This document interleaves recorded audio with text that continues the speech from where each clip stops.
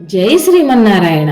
ఈరోజు మనం ఆ తిరుప్పావే దివ్య ప్రబంధములో ఆ భగవంతునితో మనకు నిత్య సంబంధాన్ని కలిగించే మహత్తరమైన 29వ పాసురంలోకి ప్రవేశిస్తున్నాం.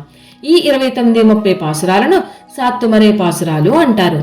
గోపికల బృందం స్వామితో వ్రత సాధనమైన పరా కోసం వచ్చామని పైకి చెబుతున్నా వారి మనసులోని నిజమైన మనోభీష్టం ఆ స్వామి పదదాస్యం, నిత్య కైంకర్యం, 7 జన్మలలో కూడా ఆ పరమాత్మతో సంబంధాన్ని కలిగి ఉండడం. ఈ విధంగా తమ మనసులో ఉన్న నిజమైన కోరికను, వాంఛను ఎంతో అద్భుతంగా, ఆర్తిగా, అతి మధురంగా ఆ స్వామికి ఎలా విన్నవించారో నేటి పాసురంలో తెలుసుకుందాం. ఓ స్వామి, తెల్లవారక ముందే నీ వద్దకు వచ్చి నిన్ను సేవించి బంగారు తామర పూల వలె అతి సుందర సుకుమారంగా ఉన్న నీ పాదపద్మములకు మంగళాలు పాడి నిన్ను కీర్తించాము. పశువులను మేపుకునే అజ్ఞానులమైన కోపకులం మాది.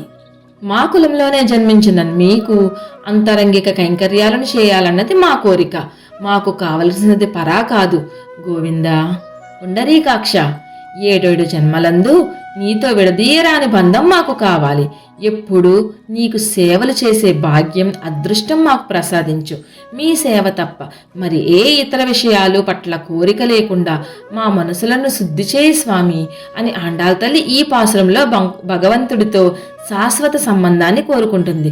అందుకే దీన్ని భగవత్ సేవయే ఫలం అని అంటారు. ఆండాళ్ దివ్య తిరుడుగలే శరణం. ఈ అందమైన పూలజడ నరసాపురం శ్రీ ఆదికేశవ ఎంబేరమన్నారు కోవిలలో గోదాదేవికి అలంకరించబడి ఉన్నది.